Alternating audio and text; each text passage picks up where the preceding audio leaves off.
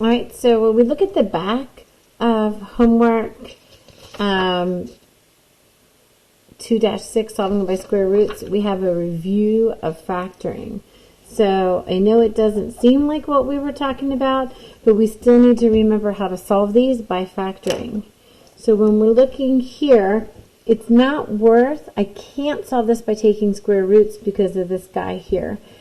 It only works if I have a perfect square and not a linear component of x. Because I have that here, my only option for me is going to be to factor it. So I know that 7 and 2 are factors that give me a product of 14 and a sum of 9. So I'm going to set each of these equal to 0. And I'm going to go ahead and solve by having a -7 and a -2 as my answers, knowing that x can equal -7 or a -2. Either of those two solutions are going to work. That's where my x crosses, or that's where my graph crosses my x-axis. All right, so this is a little harder to factor, so I might end up doing the AC method for that one. That's our magic number. So 3 times 10 is 30. So if I want to find the number that multiply together to give me 30, but add together to be 17, that's going to be 15 and 2. So what I'm going to do is I'm going to write my problem as normal, 3x squared, and then here's my plus 10 is equal to 0. And instead of writing 17, I'm going to write it as 15x plus 2x, therefore giving me an opportunity to factor by grouping because I have 4 terms. So here a 3 and an x come out, leaving me with an x plus 5. And here a 2 comes out, leaving me with, no surprise, an x plus 5. That's why we have our happy face. So I wind up with x plus 5 as one factor, 3x plus 2 as the other factor. Now I'm not done because I need to figure out what the value of the variable that makes the equation true is. What value for x goes in that gives me 0 out? Oh, that's a -5. If I subtract 2 from each side and divide by 3, a -3 is going to give me an output of 0. Now this one, I don't have to factor. If I wanted to, I could add 9 to each side, take the square root of each side, except for my directions say factoring. So do you see the special pattern? So when I look at the difference of two perfect squares, I know it factors into a sum and a difference. The square root of 16x squared is 4x. The square root of 9 is 3. So 4x plus 3 is equal to 0. 4x is equal to -3. X is equal to -3/4. 4x minus 3 is equal to 0. 4x is equal to +3. X is equal to +3/4. Notice I get that plus or minus because I could have treated this one as taking the square root, but I didn't this time. All right, so the first thing I want to look for every time I factor is, of course, going to be, do you know what I'm going to say? I grabbed my pink pen because I want to make sure I think about my GCF. So a -2 and an x come out of each of these, leaving me with an x plus a 4 is equal to 0. So here are my two factors. I'm going to set them each equal to 0. So I have an x value of 0 and an x value of -4.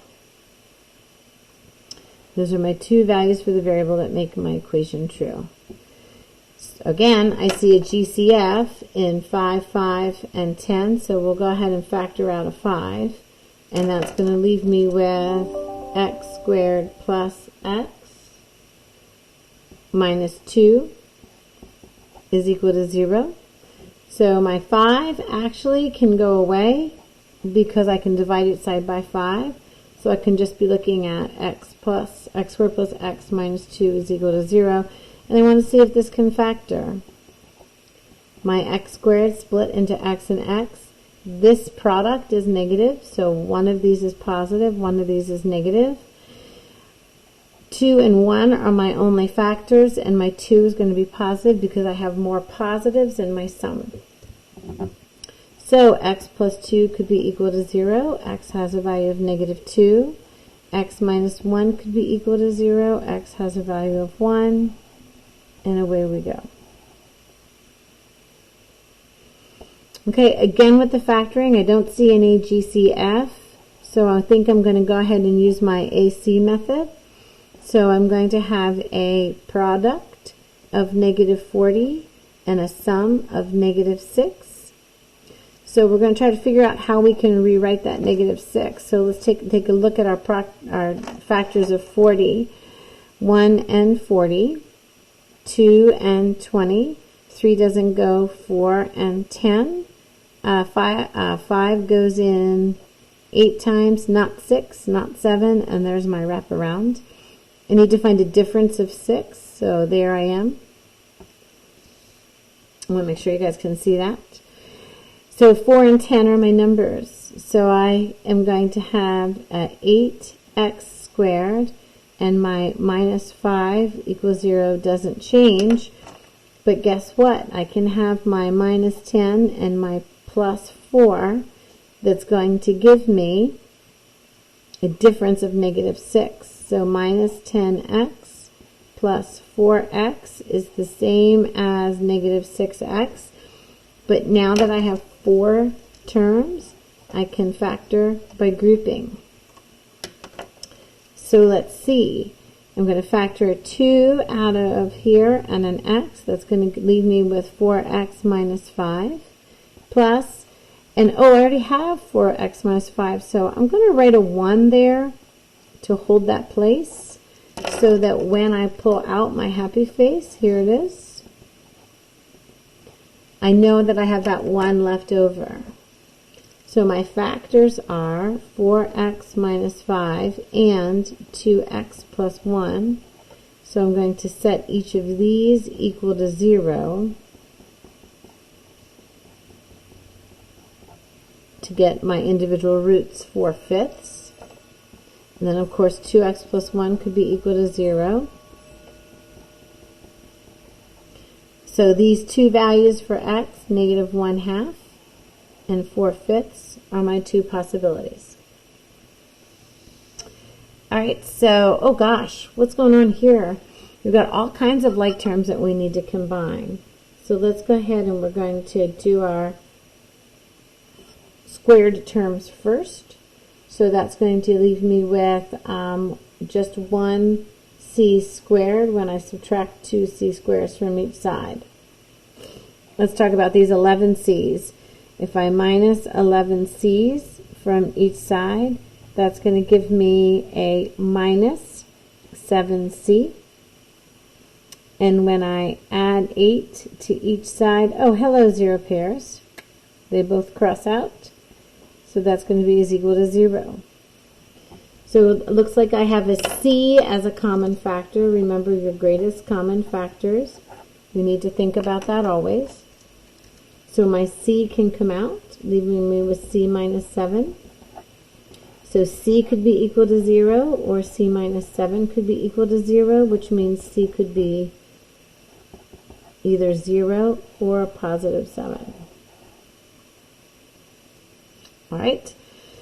Anytime I'm factoring, I have to make sure that I set everything equal to 0. So x squared plus 9x plus 20 is equal to 0. Thinking about the factors of 20, 1 and 20, 2 and 10, not 3, 4 and 5, and there's my loop around. Oh, look, they have a sum of 9. So we can say x plus 5, x plus 4 is equal to 0. So if x plus 5, I get an answer of negative 5 from there. X plus 4 is equal to 0. I get an answer of negative 4 from there. So these are my two values for the variable that make the equation true. That's where the graph crosses the x-axis. All right, let's combine like terms. So we're going to go ahead and minus 4p squared.